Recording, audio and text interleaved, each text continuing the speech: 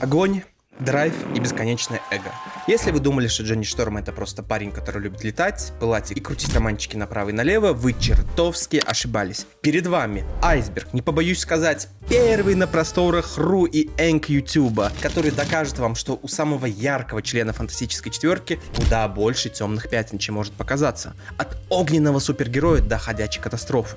От идеального кумира до объекта ненависти. Джонни был буквально всем. Он становился солнечным ядром для планеты, умирал десятки раз, горел в аду, был богом, контейнером для камня силы, сексуальной интригой для латверий, зомби, мучеником негативной зоны, объектом восхищения и осуждения. И это, если что, уже второй айсберг по фантастической четверке. А если вы вдруг пропустили наш айсберг про существо, который уже лежит на канале, спешите его догнать. Как всегда, пару ремарок перед началом видео, так как я знаю, что меня смотрят искушенные фанаты. Айсберг был построен только по персонажу Джонни Шторма, а также его альтернативных версиях, но опять-таки только Джонни Шторма. То есть, например, сейчас Человек-факел — это Джим Хаммонд в комиксах. Еще есть куча вариаций Человека-факелов как по способностям, так и по названию, но они не являются версией Джонни Шторма. А также я упустил несколько фактов, связанных по большей части с самой фантастической четверкой, нежели чем с Джонни. Вроде все. Также я напомню про все наши соцсети и попрошу вас подписаться, а также поставить лайк и оставить комментарий по мере просмотра. И да, кстати, я обещал, вот Тимурчик, Константинчик проявили активность под постом в ТГ. Спасибо вам, роднульки. С вами, как всегда, у микрофона Макс, это канал Магика Гикс. Добро пожаловать в айсберг Человека-факела, только не обожгитесь. Давайте по нашей старой доброй традиции сначала я вкратце расскажу, кто это такой ваш Человек-факел вообще. Алды и фанаты, которые уже научены, можете не ругаться в комментариях, зачем я трачу на это время. Ну вот, надо освежить память и рассказать об этом тем, кто только вступает в мир Марвел, поэтому без обид. Лучше поделитесь экспертным мнением, что я упустил или неправильно перевел в комиксах. Спасибо. Человек-факел, настоящее имя которого Джонатан Шторм, один из самых известных супергероев Марвел и участник легендарной команды Фантастическая четверка. Его история начинается в 1961 году, когда Человек-факел впервые появился на страницах первого выпуска комикса Fantastic Four, созданного знаменитыми авторами Стэном Ли и Джеком Кирби. Этот герой стал символом энергии, молодости, дерзости и огненного темперамента как в прямом, так и в переносном смысле, естественно, того времени. Джонни — младший брат Сьюзен Шторм, известный как невидимая женщина. После смерти родителей он вырос под ее опекой, и между ними установилась тесная эмоциональная связь. Его жизнь изменилась навсегда, когда он вместе с сестрой и возлюбленным Ридом Ричардсом и пилотом Беном Гриммом отправился в космос на экспериментальном корабле, построенном Ридом. Во время этого полета вся четверка подверглась облучению загадочными космическими лучами. В результате Джонни обрел способность воспламенять свое тело, летать и управлять огнем, и он стал Человеком-факелом. С тех пор Джонни был постоянным участником невероятных приключений как с командой, так и в одиночку. Из сильных сторон и способностей Джонни я бы отметил, что он способен полностью преобразовывать свое тело в раскаленную плазму, покрыв себя огнем. Его пламя достигает температуры до 1 000 000 градусов по Фаренгейту в режиме пламя новы, а это, если что, настоящий термоядерный взрыв, способный стереть с лица Земли небольшую луну. Он может формировать пылающие снаряды, надписи в воздухе и даже обволакивать противников огнем.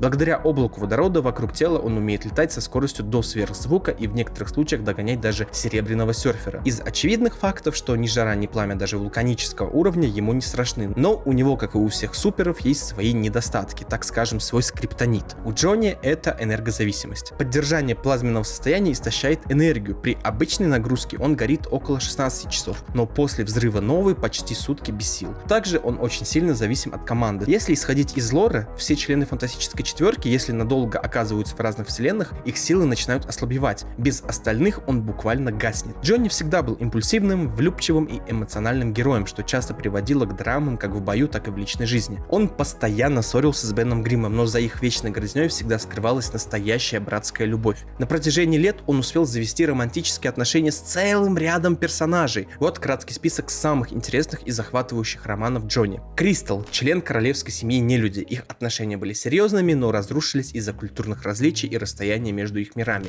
Фрэнки Рэй, девушка, ставшая второй новой вестницей Галактуса, если что. Их чувства вспыхнули как сверхновые, но закончились, когда она ушла служить пожирателю миров. Лайджа, инопланетный скрул, выдававшаяся за Алисию Мастерс. Джонни даже женился на ней, не зная правды. Инопланетный обман в чистом виде. Скай, представительница расы из другого мира, которую судьба буквально предначертала быть с Джонни, но даже предназначение не устояло перед его влюбчивостью. Зора Вукович, чемпион Латверии, возлюбленная доктора Дума, с которой который Джонни изменил Скай. Что? Итог. Свадебный скандал и космическая кара от самого Дума. Роук. Мутантка из Людей Икс. Их роман был кратким, но ярким. Представьте, девушка, которая не может прикасаться, и парень, который горит. Почти поэтично. С таким послужным списком он уже гордо входит в топ-3 романтических авантюристов, про которых мы делали ролики. А я имею в виду, если что, Дэдпула и Росомаху. Держу в курсе. Его история полна невероятных взлетов и падений. Джонни умирал, воскресал, становился жертвой экспериментов, клонов, злодеев и даже в некоторых альтернативных вселенных превращался в зомби или даже в искусственное солнце. Среди врагов Джонни не только Доктор Дум и Галактус, но и внутренняя неуверенность, импульсивность и иногда его же собственное пламя, которое однажды выжгло его силы до уровня, с которым он не смог справиться. Бывали моменты, когда он не мог потушить свое пламя и чувствовал себя изолированным и опасным. Джонни часто служил голосом молодости и оптимизма фантастической четверки, но за его шутками скрывались боль, ответственность и личные жертвы. Вне комиксов Человек-факел стал культурным явлением. Его играли Крис Эванс и Майкл Би Джордан в кино, он появлялся в мультфильмах, играх, в мерче и стал одним из любимцев фанатов Марвел по всему миру. Его биография сложна и полна нюансов, особенно если учесть все альтернативные вселенные. В некоторых из них он был рыцарем в мире фэнтези, в других порабощенным существом, в третьих жертвой вируса или политической манипуляции. Были и намеки на его возможную бисексуальность, если что, подтвержденные авторами в социальных сетях и диалогах в комиксах.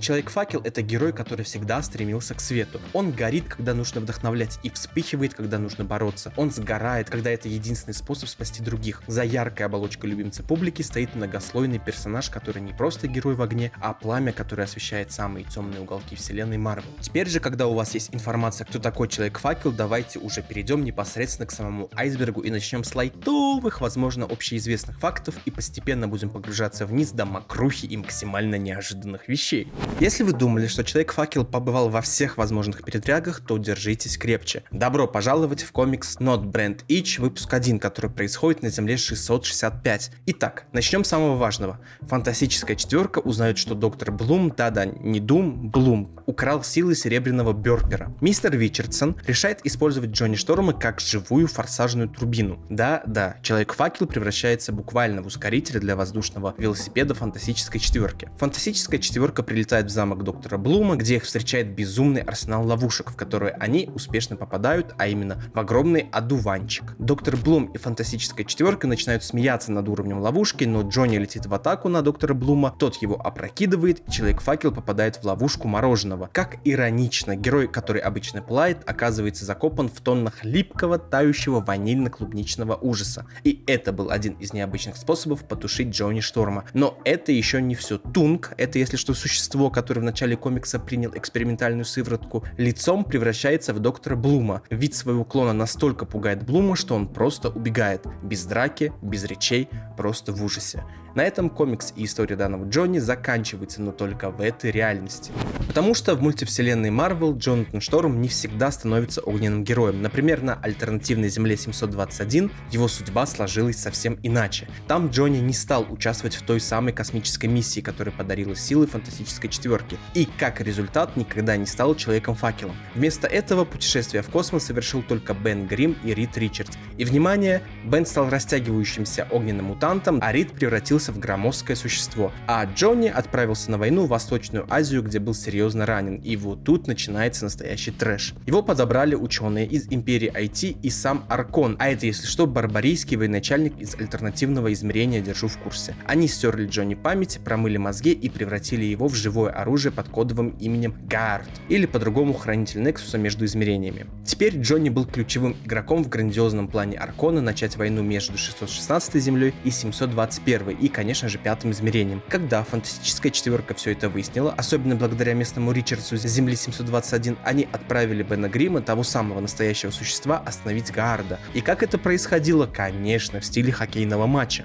Бен буквально играл против Джонни как против вратаря, швыряя в него устройство в форме шайбы, чтобы уничтожить Нексус. Гард в лице Джонни после этого не умер, а провалился в пустоту. И тут произошло настоящее обновление системы. В пустоте он трансформировался в новое существо Вангарда. Только теперь у него были силы разрушать реальности целыми пачками. Он решил, что это его священная миссия — уничтожать все временные линии, которые он считает ненужными. Эдакий космический ревизор, который безжалостно закрывает вселенные с припиской «не годится». Вангард путешествовал между мирами, пока не наткнулся на Элсвен, царство, образованное из альтернативной версии Земли 6311, а это, если что, Земля, на которой научная революция в развитии человечества произошла на сотни лет раньше, чем на оригинальной Земле 616. Данной землей управлял военачальник по имени Каргул. Там Вангард хотел сотворить очередную зачистку, но ему встали на пути Фантастическая четверка и Пси-Лорд, а это, если что, Франклин Ричардс. Битва была эпической, Вангард казался непобедимым. Пси-Лорд даже снял свой защитный экзоскелет, чтобы драться в полную силу. Пространственно-временной континуум трещал по швам. Но все изменилось, когда Человек-факел Земли 616 загорелся перед ним. Это ошеломило Вангарда. Он понял, что в другой жизни он сам был героем, а не разрушителем миров. Это вызвало у него кризис совести. Вместо разрушения он решил помогать временным линиям завершаться, а не уничтожать их. Из интересных фактов. В нормальной жизни до всех безумств с измерениями Джонни был обычным человеком, но все равно отличался отличной физической формой. Он мог поднять до 800 фунтов, а это, если что, 360 килограмм. Так что парень был крепким даже без суперсил. Когда ему промыли мозги и превратили в гарда, он получил супернабор. Сила сверх 100 тонн, сверхчеловеческая скорость, рефлексы и выносливость. Конечно же, манипуляция энергии и телепортация. А вот когда он трансформировался уже в Вангарда, он не то что сохранил свои прежние способности, он смог манипулировать реальностью, разрушать реальность. К тому же, когда он стал Вангардом, он начал носить металлическую броню с устрашающими рогами и модернизировал свой скиптер в огромное энергетическое лезвие. Вот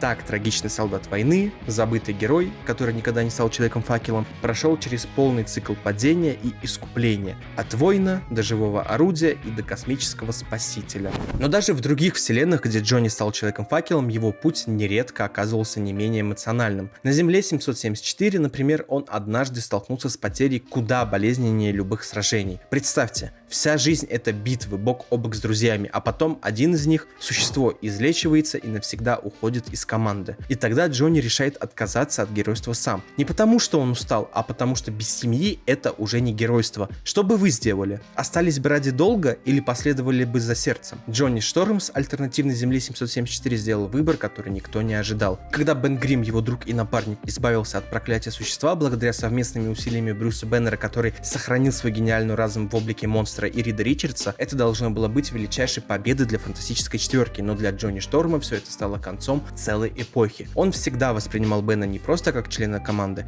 Для Джонни он был сердцем четверки. Без прочного каменного гиганта их семья казалась ему неполной. И вот, когда Бен Грим наконец вернулся к нормальной жизни, Джонни принял неожиданное решение. Он покинул Фантастическую четверку, просто ушел. Не из обиды или злости, а потому что считал, что без Бена четверка не та команда, ради которой стоило бороться. Джонни отправился продолжать образование и поступил в колледж. Где он сейчас и чем занимается на Земле 774, до сих пор загадка. Обычно мы представляем Джонни Шторма Человеком-факелом, огненным авантюристом, который срывается с места быстрее любого ракетоносителя. Но на альтернативной Земле номер 1000 в событиях Domination Factor Fantastic Four номер 4 и 7 его жизнь сложилась совсем иначе. В этой реальности не было ни великого космического полета, ни излучения, превратившего его в живую звезду. Нет. Здесь Джонни был самым обычным парнем, самым заурядным героем-гонщиком Формулы-1. Да, его страсть к скорости все равно нашла выход, только вместо полетов сквозь небеса он носился по трассам Индианы, крутя рули в дорогих спорткарах и, судя по всему, чувствовал себя вполне счастливо. Никаких сражений с Доктором Думом, никаких вселенских катастроф, просто рев моторов и запах горелой резины. И все бы так и осталось. Жизнь Джонни могла пройти без огненных вихрей и без вечных столкновений с судьбой, если бы не вмешательство альтернативных двойников. Когда измененная реальность начала рушиться под натиском Мстителей и Фантастической четверки из других временных линий, спокойное существование гонщика Джонни оказалось под угрозой. Представьте только, ты участвуешь в гонке, рвешься к финишной прямой, и вдруг из ниоткуда появляется твоя альтернативная версия, вся горящая и сражающаяся за спасение реальности. Причем в тот самый момент, когда у твоего болида лопается шина и все летит непонятно куда. Разумеется, наш Джонни вмешивается в события глобального масштаба и оказывается в эпицентре битвы за саму ткань мира. Так невинный гонщик Формулы-1 невольно снова становится частью команды, которую в этой реальности даже не успел создать. Парадокс судьбы, не так ли? Вроде ты вообще далек от всего этого, но благодаря разлому реальности он вновь нашел свое настоящее место среди героев, даже если сам об этом еще не знал. Раз мы затронули тему того, кем мог стать Джонни Шторм, не становясь Человеком-факелом, то вот еще одна интересная история. Все начинается как в обычной вселенной 616. Сью смотрит на то, как разукрашивается фреска фантастической четверки. Старый друг Вилли Лампкин напоминает ей, что весь мир знает их прежде всего как супергероев, а не просто как людей. Рид же в это время заперт в своих мыслях и мечтает о бесконечных возможностях. Но именно в этот момент происходит тонкий и почти незаметный перелом сюжета. Нас переносит на Землю 6730, и вот тут все идет по-другому. В ту самую судьбоносную ночь перед запуском ракет в космос, где в обычной истории все пошло бы ужасно, Сью приходит к Риду и уговаривает его отложить полет, просто попросить подождать до завтра. И Рид соглашается. На следующее утро, вместо того, чтобы стать чудовищами, зловещими силами или жертвами радиационного шторма, четверка друзей отправляется на пикник в Центральный парк. Да, это все. Никаких космических лучей, никаких мутаций, никаких трагедий, только беззаботный день на природе. И таким образом Джонни Шторм в этом мире прожил обычную счастливую жизнь, без тяжести героической ответственности, без риска сгореть заживо в неудачном эксперименте, без бесконечных сражений со злом. Он остался тем, кем был в глубине души, энергичным, свободолюбивым и радостным парнем, который просто наслаждается жизнью. На Земле же 12665 история Человека-факела шла рука об руку с его каноническим аналогом. Безрассудная отвага, пылающая решимость и вечное стремление зажечь свет даже в самых темных уголках вселенной. И хотя о точных деталях его жизни в этой реальности известно немного, итог остается неизменным. Джонни погиб, сгорев в огне тех битв, где спасались миллионы. Его пламя угасло, но след, который он оставил, оказался куда прочнее любой славы.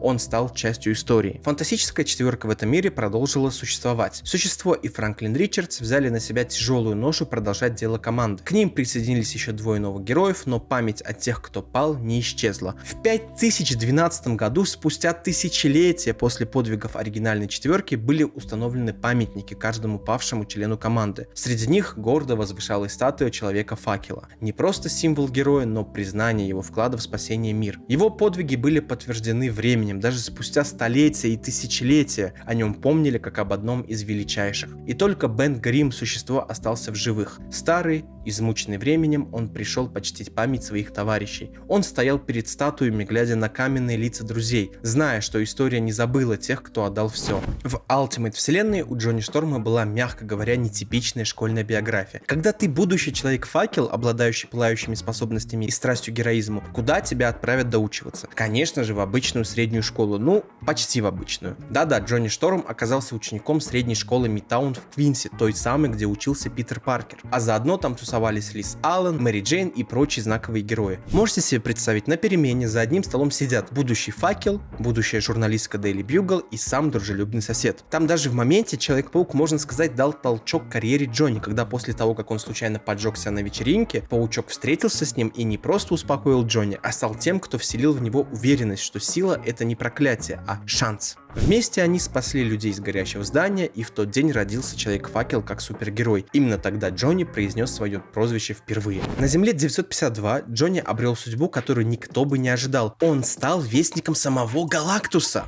В этой реальности все пошло совсем иначе, чем в привычной истории. Серебряный серфер не предавал Галактуса, и Земля была поглощена безжалостным пожирателем миров. Фантастическая четверка каким-то чудом выжила, но планета погибла. И вот сквозь обломки уничтоженного человечества Рид, Сью, Бен и Джонни отправились на охоту за тем, кто разрушил их дом. На борту колоссального корабля Галактуса они наткнулись на осу и вместе с ней добрались до абсолютного нулификатора, смертоносного оружия, способного уничтожить вселенную одним нажатием, держу в курсе. Рид, сломленный потерей всего, что он знал, был готов уничтожить Галактуса. Но в последний момент он остановился, проявив сострадание даже перед лицом абсолютного зла. Рид пощадил титаническое существо, и именно это решение изменило все. Галактус впервые испытал уважение и раскаяние. Он клялся больше никогда не поглощать обитаемые миры, но он все еще был тем, кем был, существом голода. И чтобы не ошибаться в выборе новых планет, он обратился к фантастической четверке, своим новым доверенным советникам. Он сделал их своими новыми вестниками. Есть такой альтернативный комикс под названием «Что если?», номер 11, где нам рассказывается сразу несколько альтернативных версий событий, связанных с полетом Рида и его команды. Все начинается с крушения их корабля, только вот последствия этого полета в разных мирах оказываются шокирующе разными. В первой реальности все где приобретают способности Человека-факела. Они возвращаются на Землю, становятся фантастической четверкой, побеждают Человека-крота, скрулов, но затем случайное столкновение с Чудо-человеком приводит к катастрофе. Оживленная магией статуя монстра разрушает заброшенное здание, где, как выясняется, прятались мать и ее дочь. Ребенок погибает в огне, и хотя суд оправдывает фантастическую четверку, трагедия ломает команду. Рид уходит в работу, Сью становится монахиней, Бен примыкает к Мстителям, а Джонни, который не может остановиться играть с огнем, становится гонщиком, мчась на огненных трассах. Во второй версии, после крушения ракеты, ситуация меняется еще страннее. Все четверо начинают растягиваться. Рид, Сью, Бен и Джонни обретают способности Мистера Фантастика. Но в отличие от Рида, остальные не видят в этом ничего героического. Бен и Сью заводят тихую семейную жизнь, Рид работает в лаборатории, а Джонни становится знаменитостью, используя свои способности под псевдонимом Мистер Фантастик. Фантастическая четверка в этой реальности даже не формируется. В третьем варианте последствия куда интереснее. Космические лучи дают им сверхсилы в виде превращения в существ. Все четверо теряют шанс на нормальную жизнь. Они становятся изгоями общества и в отчаянии покидают цивилизацию, чтобы скрыться на острове монстров, месте, где такие, как они, будут приняты. В четвертой реальности события такие себе. В фантастической четверке способности Сью Шторм. После падения ракеты Рид, Бен, Сью и Джонни работают обычными специалистами в службе щита. Рид — глава лаборатории, Джонни — начальник транспортного отдела, Бен — инструктор по подготовке, а Сью работает координатором команды. Однако их спокойно налаженная жизнь рушится, когда в игру вступает Виктор фон Дум, похищая их и втягивая в свои интриги. Тем не менее, благодаря командной работе они побеждают Дума и передают его щиту. На Земле 10-112 в комиксе Shame Itself номер 1 показали довольно нетипичную сцену. Она короткая, поэтому данный факт тоже будет коротким. Человек-факел обратился за помощью к ночному урологу. Да-да, не к ночному стражу, а именно к урологу. А потому что у него жжется там, когда он ходит в туалет. Представьте себе, супергерой, способный сжечь врагов одним взглядом, побеждавший скрулов и сражавшийся с доктором Думом, теперь сидит в кабинете уролога, неловко рассказывая о своих проблемах со своим огненным братишкой. Есть такая арка комиксов под названием «Тор. Первый гром», где нам рассказывают о Торе и его происхождении. Но есть один момент там, с которым я бы хотел с вами поделиться. Когда Локи, куда уж без него, обманным путем стравил бога грома против героев Земли, представьте, Тор — бог грома, сорвавшийся с цепи. Земля содрогается под его шагами. Против него лучшие герои Марвел, Человек-паук, Фантастическая четверка и Джонни Шторм, Человек-факел, который всегда считал, что сможет выстоять против кого угодно. Но в этот раз все иначе. В пылу яростной битвы Тор без малейшего колебания открывает портал в ледяной Йотунхейм, царство вечной стужи, где гордость и пламя умирают же на первом вздохе, и как выброшенную спичку отправляют Джонни прямиком туда, без шансов на сопротивление, без права на прощение. 1 секунда, и один из ярчайших героев Марвел оказывается затерян в бескрайних ледяных пустошах среди великанов, где его огонь может погаснуть навсегда. Пока остальные герои борются за спасение человечества, Джонни Шторм, искатель приключений, балагур и горячее сердце фантастической четверки, вдруг оказывается абсолютно один, на краю враждебного мира. И в этом страшном моменте становится ясно: против силы настоящего бога даже самые отважные герои всего лишь искры в буре. Да, там закончилось все естественно хорошо. Тор обратился к Одину, и он все исправил, но просто представьте, что время в Йотунхейме идет совсем по-другому. И часы на Земле — это столетия там. А теперь представьте, что мог почувствовать Джонни, нарцисс, обожающий внимание, оставшись там совсем один. На Земле 18466 события приняли куда более апокалиптический оборот. Все началось с трагической схватки Фантастической четверки против самого Галактуса, закончившейся смертью Бена Гримма, существа. Попытка Мистера Фантастика остановить Пожирателя миров потерпела крах. И тогда на сцену вышел тот, кто затаил свои собственные амбиции — Доктор Дум. Используя технику переноса сознания, Дум переместил свой разум в тело Галактуса. Он пообещал Земле, что никогда ее не проглотит. И что удивительное, он сдержал свое слово. Голод Галактуса, помноженный на жажду власти самого Дума, сделал свое дело. Вся вселенная, кроме Земли, была уничтожена. В этом выжженном космосе человечеству требовался новый источник жизни. Тогда Серебряный серфер, понимая безвыходность ситуации, отдал свою космическую силу Джонни Шторму.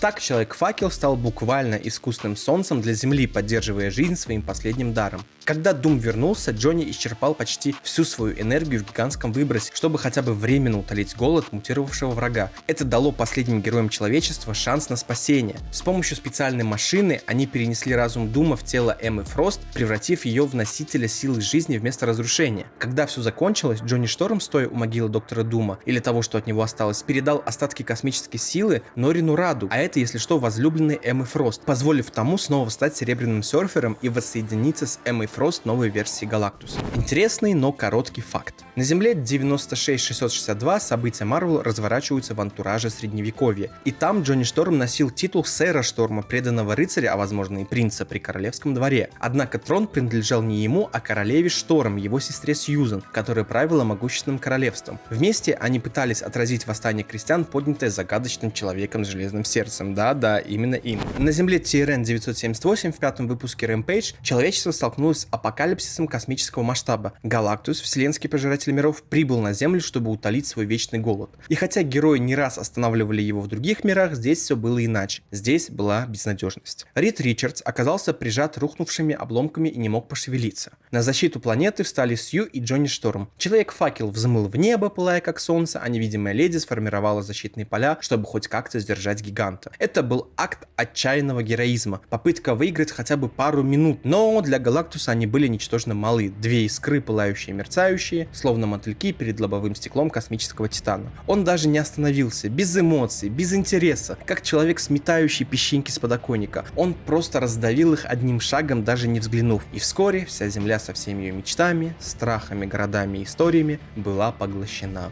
В этой реальности не было победителей, только одна из бесчисленных трагедий мультивселенной, где даже фантастическая четверка не смогла ничего изменить. А вот эта история максимально конечная. Произошла же на Земле 1338 в комиксе «Что если?». Человек-факел и Айсман решили объединить свои усилия в борьбе с преступностью. Казалось бы, огонь и лед, контраст, который может сработать идеально, особенно если каждый из героев прикрывает слабости другого. Кто бы мог подумать, что все обернется катастрофой. Во время одной из миссий все пошло максимально не по плану. Огненные выбросы Джонни и ледяные всплески Бобби начали взаимно нейтрализовывать друг друга. Пламя таяло лед, лед гасил огонь, и в итоге два супергероя просто обнулили силы друг друга, оставшись уязвимыми как простые смертные. Естественно, именно в этот момент их и подловили. Злодеи не упустили шанс схватить двух героев, которые сами себя обезоружили. Иронично, что их союз оказался куда менее горячим, чем хотелось бы, и гораздо более скользким, чем ожидалось. В жизни Джонни Шторма с Земли 1610, это если что Ultimate вселенная, был один удивительный и одновременно пугающий момент, когда от героя осталась лишь оболочка. Все началось с того, что Человека-факела Ртуть отвел к самому создателю, а это если что альтернативная извращенная версия Рида Ричардса из другой вселенной. Создатель был не просто злодей, а стратег с масштабами межвселенского апокалипсиса. Он искал способ овладеть камнем силы, одним из камней бесконечности, чтобы получить власть, которая и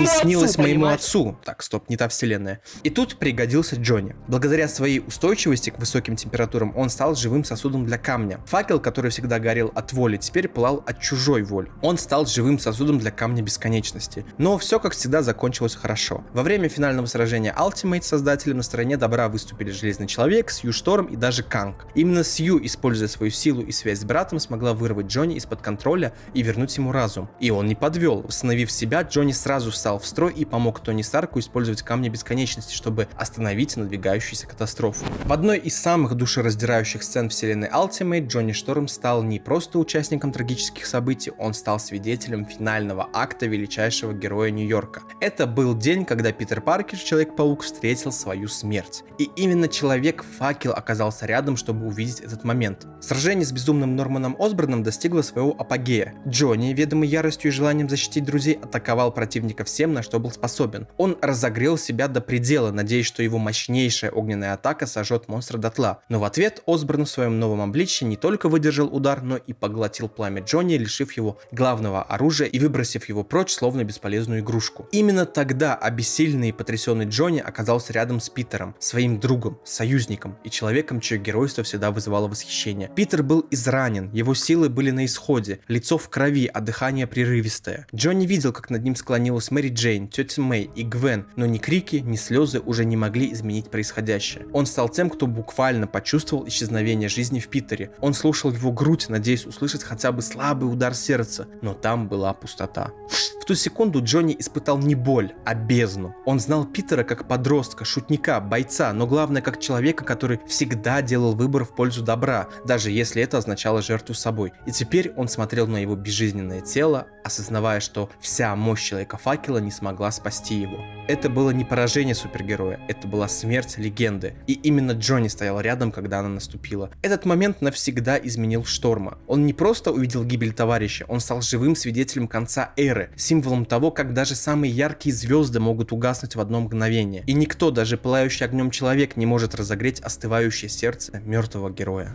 В далеком уже 2016 году сценаристка Марджори Лю подтвердила в Твиттер, что по ее замыслу у Джонни Шторма и у сына Росомахи Дакена, Дайкена, Дукена были интимные отношения. А это все раскрылось в комиксе «Темная Росомаха» номер 4. Хоть это и не проговаривается напрямую, между героями однозначно присутствует флирт и напряжение, вызванное феромонами Дакена, Дайкена, пишет авторка, как это модно сейчас говорить.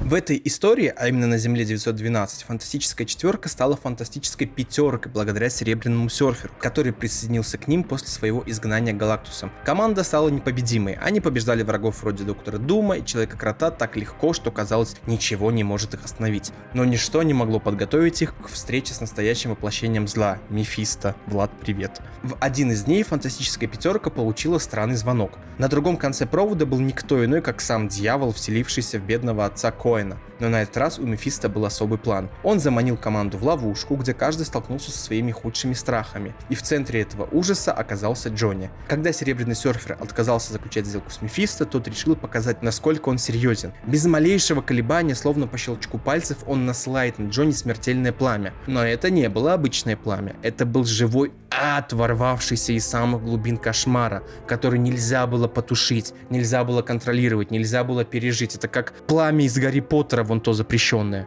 Джонни Шторм, который всю жизнь играл с огнем, управлял пламенем, летал в нем, был уничтожен тем, что всегда считал частью себя. Он горел медленно. Каждая молекула его тела вспыхивала и трещала под напором преисподней. Это была не смерть за секунду, это была мука, развернутая на глазах у его друзей. Фантастическая пятерка, закованные в магические оковы страха, были вынуждены смотреть, как их товарищ кричит в агонии, пока его тело рассыпается в пепел. Ни Рид, ни Бен, ни Сью не могли ничем помочь, а Серебряный Серфер, разрываемый чувством вины, понимал, он сам приговорил Джонни к этой судьбе своим упрямством. Только увидев, как из-за него погибает друг, Серфер сломался. Он пал перед Мефисто на колени и согласился на его условия стать его новым глашатым, лишь бы остановить данную резню, лишь бы спасти оставшихся. Но цена уже была уплачена. Джонни Шторма больше не было. Когда мы слышим имя Джонни Шторм, перед глазами встает образ дерзкого, самоуверенного, иногда до раздражения легкомысленного героя. Он — живое пламя не только в бою, но и в жизни. Стремительный, шумный, полный амбиций и жажды славы. Для многих он был просто мальчишкой-суперсилой, крикливым шоуменом фантастической четверки, вечно подтрунивающим над Беном и устраивающим шоу в любой ситуации. Но за этой маской беззаботности всегда скрывалось кое-что куда более ценное. Джонни Шторм был готов сгореть дотла ради своих друзей, ради тех, кого он назвал семьей. На альтернативной Земле 969, мрачной истории «Что если 89», нам показали ту сторону Джонни, которую редко можно увидеть в основной вселенной. После крушения их звездолета все пошло ужасно не так. Рид оказался перед судом за кражу корабля и даже за предполагаемое убийство своих товарищей. Сью превратилась в бесплотного призрака и погибла, спасая Рида из тюрьмы. Бен был превращен в озлобленное существо и взят в плен. А Джонни стал живой батареей, источником энергии для безумных машин Доктора Дума. И все это время Рид, преисполненный виной и отчаянием, шел по тонкой грани между разумом и безумием, пытаясь спасти хотя бы тех, кто остался. И когда Рид наконец вырывается из заточения, вместе с Беном бросается спасать Джонни, им противостоит жуткая пародия на привычного Дума. Фигура в нелепой броне, лишенная былого величия, но все еще опасная. И тогда Джонни делает свой выбор. Не дав ни секунды на раздумье, он собирает все оставшиеся силы. Последняя вспышка,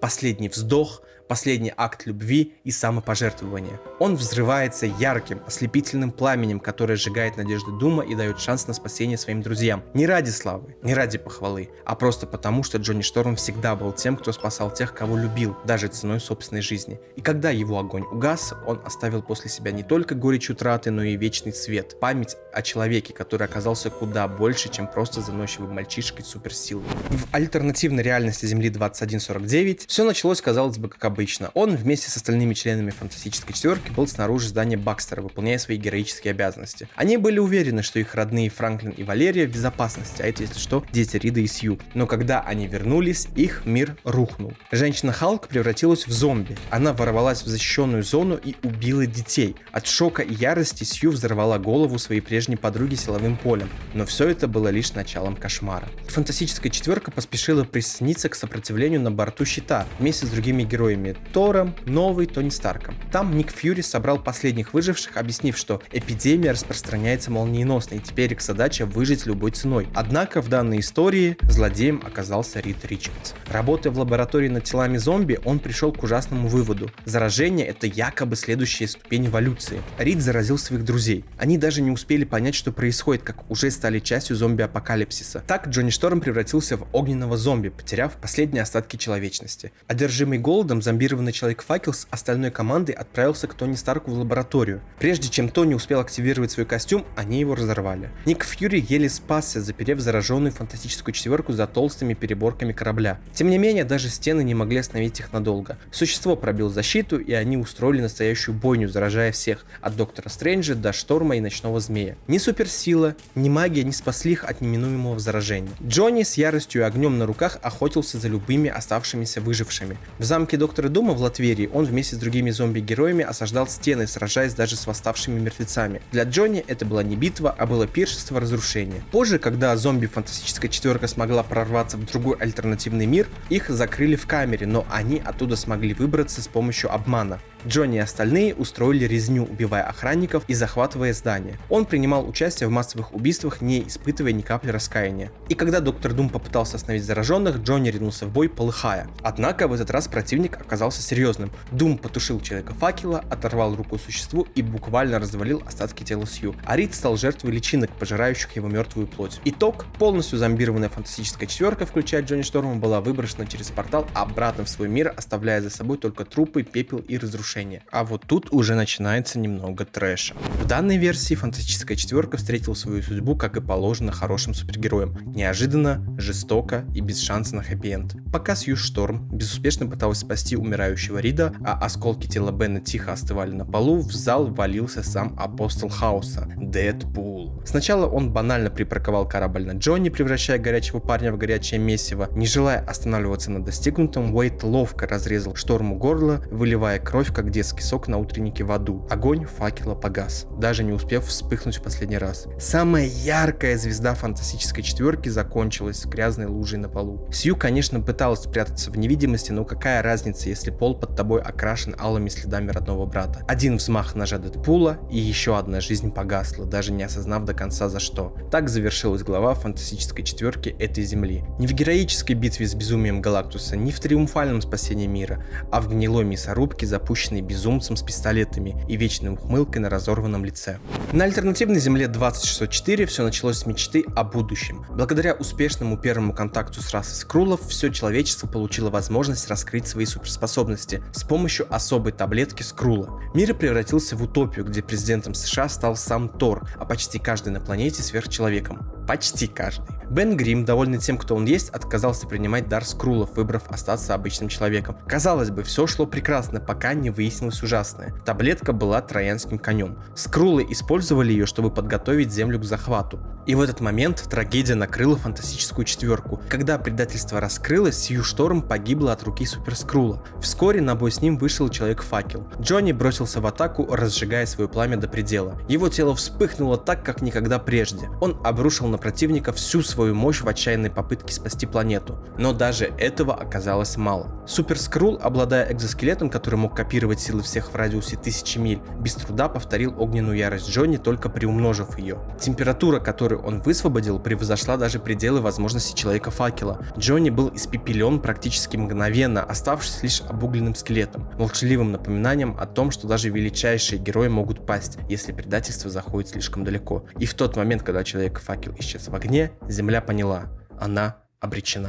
Данный сюжет с Земли 200-782 настоящая мрачная ирония судьбы для Джонни, особенно если учесть его вечную репутацию горячего парня, буквально и фигурально. В мире, где космическая радиация изменила не только тела, но и микрофлору, Джонни оказался роковой искрой, став переносчиком смертельно мутагенной болезни, поражающей исключительно мужчин. Представьте себе, пылающий ловелас, всегда на виду, всегда в центре внимания, любимец женщин и зависть мужчин, и именно он нулевая точка заражения, причина вымирания всего мужского населения планеты. Классический Джонни вошел ярко, вышел фатально. Все это звучит почти как злая шутка самой природы. Символ гипермаскулинности в итоге стал оружием массового поражения против мужчин. Кто бы мог подумать, что самая горячая фигура фантастической четверки буквально пережжет все мужское население планеты не пламенем, а инфекцией из собственного тела. Грустно, горько и, как бы это ни звучало, пугающе поучительно. Иногда даже супергерой не может избежать участи быть величайшей угрозой для тех, кого он должен защищать, особенно если вся беда началась с микроскопической заразы.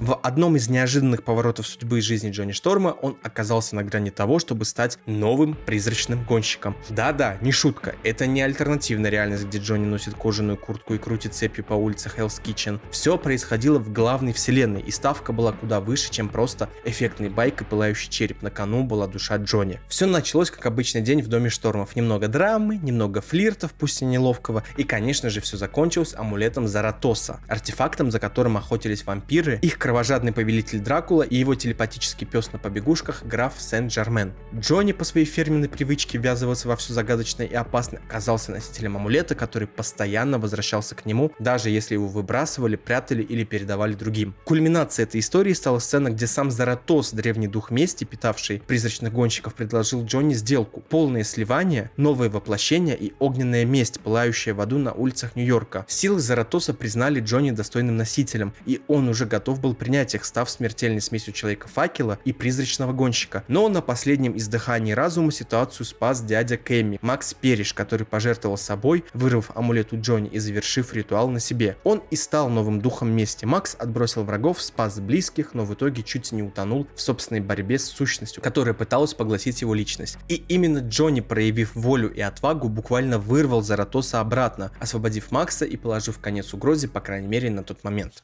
Я уже вкратце упоминал данную историю, когда рассказывал про Джонни Шторма, но давайте я расскажу про это поподробнее. В арке комиксов про секретные войны, а именно в выпуске 3, Доктор Дум стал богом, а реальность была склеена из обломков погибших вселенных. Все герои, злодеи и персонажи были полностью переделаны под угоду Дума. Такой судьбы удостоился и Джонни Шторм. Когда-то он пытался возглавить восстание, быть голосом разума, огня и свободы, но против бога Дума не восстают без последствий. За попытку бунта Джонни был наказан самым извращенным величественным способом. Он стал солнцем. Да, буквально. Его пылающее тело теперь освещает весь мир битв. В замке Дума Сьюзен фон Дума, она же Сью Шторм в прошлом, теперь жена Дума, вспоминает о песне, что звучала в ее душе. Песня о человеке на солнце. И когда она спрашивает своего супруга: «Это песня о моем брате?», Дум спокойно ответил «да». А в это время Джонни продолжал мучиться. Он больше не был человеком, он стал светом в этом богоустроенном аду.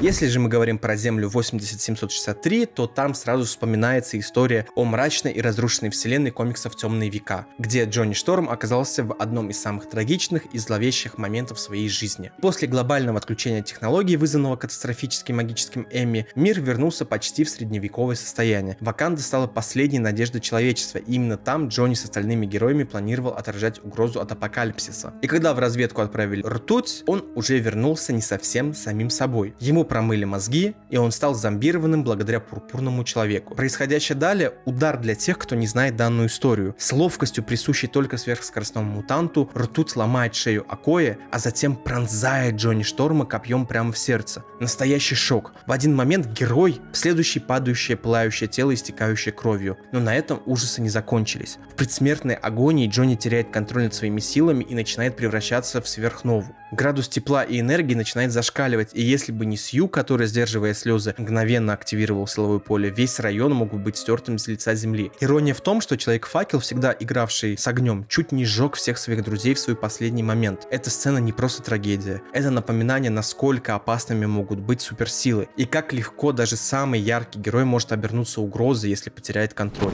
Факт для айсберга: когда у тебя столько харизмы, тебя точно решат клонировать. Да, у Джонни Шторма однажды был собственный клон и даже не один. Это произошло не по воле злодея или безумного ученого, а из-за наблюдателя по имени Аарон, слишком любопытного представителя расы, который вообще-то просто должна наблюдать. Вместо этого он решил, что просто следить за фантастической четверкой скучно, гораздо веселее управлять ими. И вот, пока оригинальная четверка мирно дремала в анабиозе, в мир вышли их клоны, созданные Аароном. Среди них, конечно, и огненный двойник Человека-факела. Клоны решили воспроизводить героические подвиги, нападая на фокусников, поджигая острова и требуя плату за спасение. Клон Джонни, как и положено копии, пылал, но вот разума и совести у него было явно меньше. Все закончилось, когда настоящие герои проснулись и устроили битву с себя против самих себя. Победили, конечно же, оригиналы, доказав, что быть героем — это не только про способности, но и про выбор. А клон Джонни, он исчез, растворился в истории или же нет, пока что остается загадкой. В комиксе Fantastic Four номер 600, где армия Аннигилуса, а это, если что, межпространственный насекомообразный завоеватель и тиран родом из негативной зоны, который хотел захватить Землю через портал, находящийся в здании Бакстер, а это, если что, была базой фантастической четверки, держу в курсе, существо и Джонни встретились лицом к лицу с бесконечной армией Аннигилуса, прорвавшейся через портал в здание Бакстера. Когда Рид и Сью отсутствовали, а Бен собирался пожертвовать собой, именно Джонни принял это решение, он швырнул существо обратно, заперся внутри и обрушил на врагов все, что у него было. Сначала супернова, пиковая мощность, если что, но армию противника это, мягко говоря, не впечатлило. Его сожгли, разорвали, уничтожили. Но у Аннигилуса был план похуже — воскресить Джонни с помощью червей-целителей и снова потребовать открыть портал. Джонни отказался и снова умер, уже второй раз, сгорая от боли. Потом снова и снова. 3 раза он умирал с криком, не давая врагу даже шанса подчинить его. Каждый раз сознательно, потому что лучше сгореть, чем сломаться. Когда его тело наконец восстановили полностью, он оказался в тюрьме вместе с легкой бригадой, отрядами из других вселенных. Вместе они подняли восстание, и Джонни не просто сбежал, он взял под контроль армию, отобрал у Аннигилуса космический жезл управления и лично привел его в цепях обратно на Землю.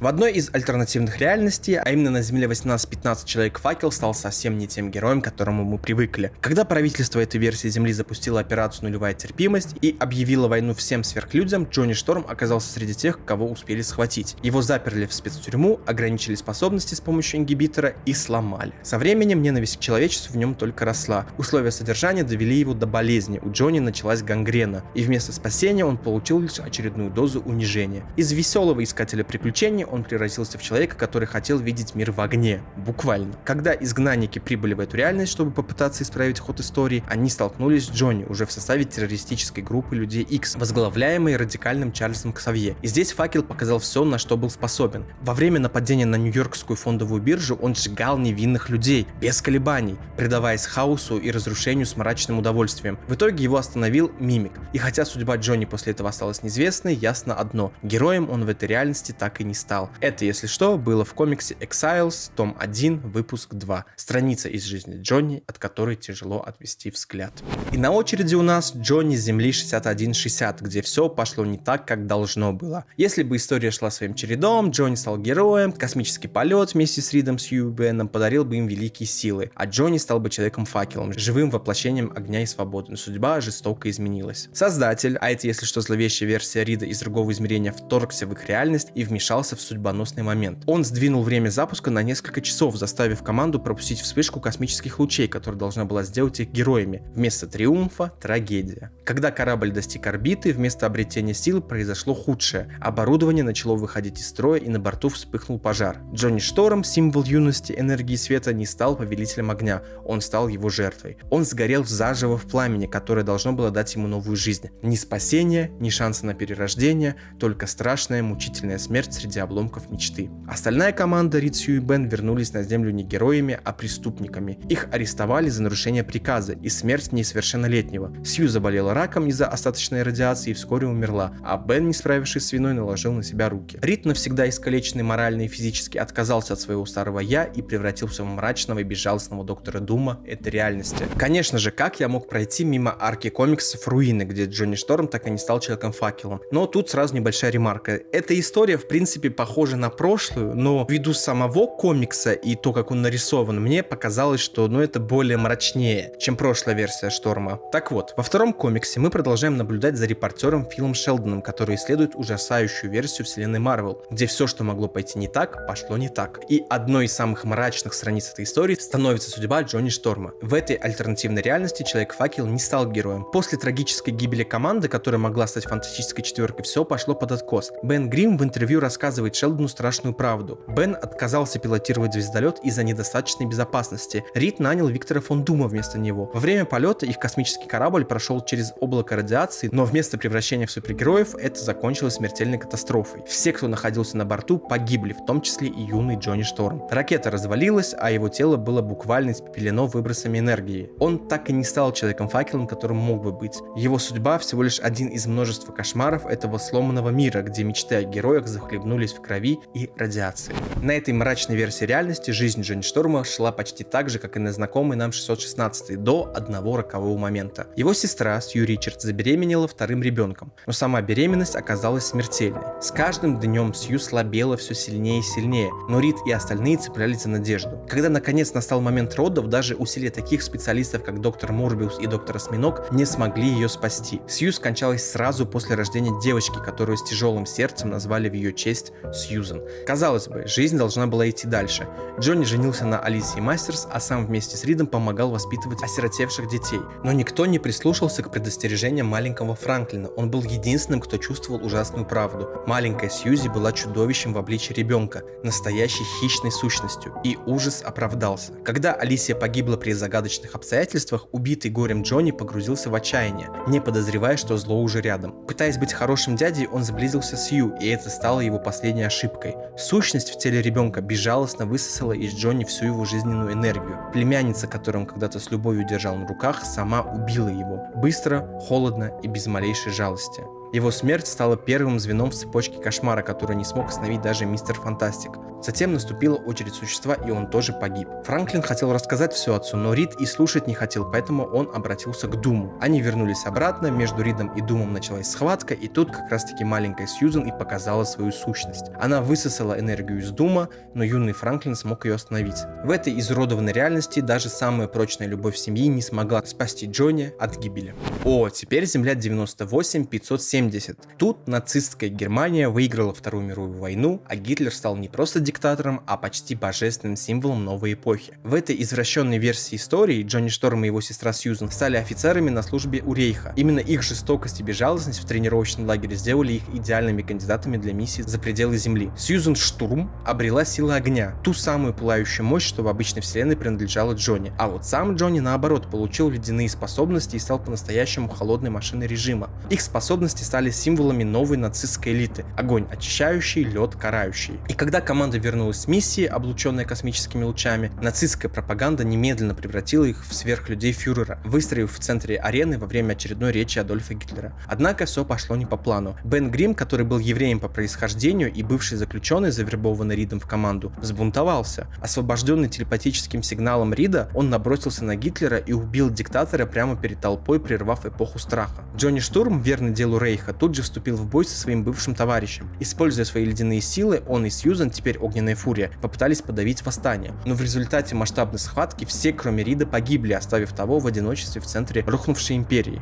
Этот вариант Джонни стал зловещим отражением героя, которым он мог быть. Не душа команды, не шутник и не пламенный авантюрист, а ледяной фанатик, готовый сражаться за нацистский режим до последнего вздоха. Его судьба — трагическое напоминание о том, какими чудовищами могут стать даже лучшие из нас, если их поставить по ту сторону истории. И когда ты Человек-факел, у тебя не только огонь из пальцев, но и в личной жизни все горит не хуже. Джонни Шторм пережил один из самых скандальных любовных треугольников в истории Марвел, когда женился на девушке своего товарища по команде. Да, речь идет об Алисии Мастерс, давней возлюбленной Бена Грима существа. Пока Бен отсутствовал, Джонни не просто влюбился, он пошел до конца. Предложение, свадьба, романтические будни, казалось бы, хэппи-энд, только не в этом комиксе. Узнав о браке, существо не просто хлопнул дверью, он ушел из команды. А чтобы ударить по больному, он пригласил фантастическую четверку бывшую девушку Джонни Кристал. Эмоциональная шахматная партия, где каждый ход удар под дых. Однако Джонни оказался крепче, чем казалось. Несмотря на вспыхнувшие чувства Кристал, он остался верен Алисии. А теперь поворот сюжета. Та самая Алисия Мастерс оказалась вовсе не Алисией. Это была Скрул-шпионка Лайджа, отправленная уничтожить команду изнутри. Ирония, она по-настоящему влюбилась в Джонни. В итоге они даже вместе сражались с другими Скрулами, включая Пейбака, который похитил настоящую Алисию. Дальше Лайджа якобы погибла, защищая Джонни, но, как обычно бывает, смерть оказалась временной. Спустя время Лайджа вернулась. Казалось бы, история получит второе дыхание. Она заявила, что ждет от Джонни ребенка. Но и это оказалось ложью. Джонни был уничтожен морально, отдален от всех, и даже поступление в университет стало началом очередного кошмара. Новые атаки, потеря контроля над силами и пожар, уничтоживший половину кампуса. И все это потому, что где-то на заре своей карьеры Джонни решил, что любовь — это не просто приключение, а одна большая катастрофа.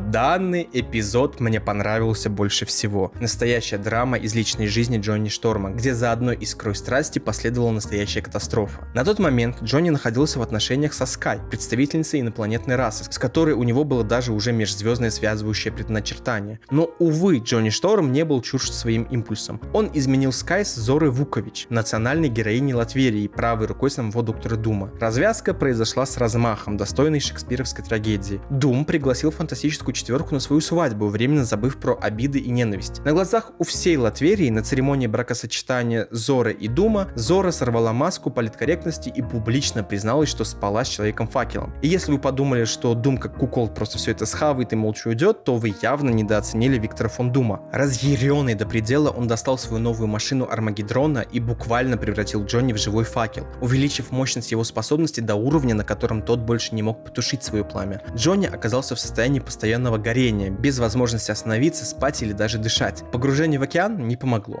Полет в открытый космос не спас. Его тело стало автономным генератором огня, поглощающим космическую энергию. Так всего в один момент страсти с героиней Латверии обернулись для Джонни жутким проклятием. Но не переживайте, все, как всегда, закончилось хорошо. Разработали устройство для восстановления его прежних сил, и Джонни вновь вернулся на Землю. Вот и все. Вы только что прошли сквозь пламя, которое разгорается не только на теле Джонни Шторма, но и в каждой главе его истории. Его жизнь — это не просто огонь. Это пепел от потерь, жар от предательств, искры любви и взрывы ярости, которые не гаснут даже за пределами вселенной. Он много шутил, флиртовал, вел себя по-детски, но когда приходило время, он жертвовал собой, умирал, воскресал, становился солнцем, запирал себя в аду, тушил вселенные и при этом не терял свою дерзкую пылающую душу. И пусть кому-то он покажется слишком легкомысленным, в реальности он один из самых трагичных и недооцененных героев Марвел. А теперь вопрос к тебе, зритель. Да-да, после всего, что ты узнал, останешься ли ты просто фанатом Джонни, или ты уже считаешь его настоящей легендой? Напиши в комментариях, что тебя больше всего поразило. А я лишь напомню про лайки, комментарии и подписку. Делитесь данным видео с друзьями. С вами, как всегда, у микрофона был Макс. Это канал Магика Гикс. У меня все.